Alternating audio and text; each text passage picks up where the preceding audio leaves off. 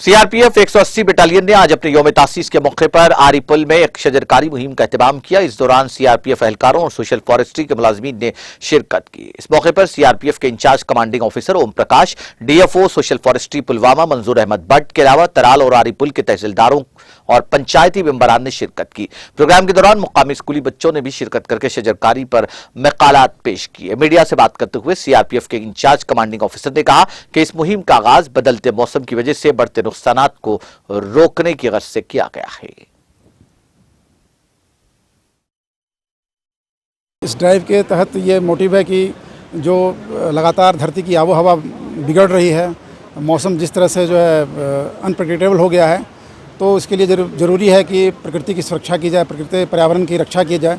तो पर्यावरण के सुरक्षा, उसके संवर्धन के लिए, ताकि कुदरत की हिफाजत की जा सके और आम जो जान माल का नुकसान हो रहा है लगातार जो है बदलते मौसम के चलते, तो इसको रोकने के लिए एक सार्थक प्रयास है कि जितने भी जगह खाली हैं, जहां धरती नग्न है, वहां पर हम अपने प्लांटेशन ड्राइव के द्वारा वृक्षारोपण करें। और चूँकि आज हमारा सीआरपीएफ का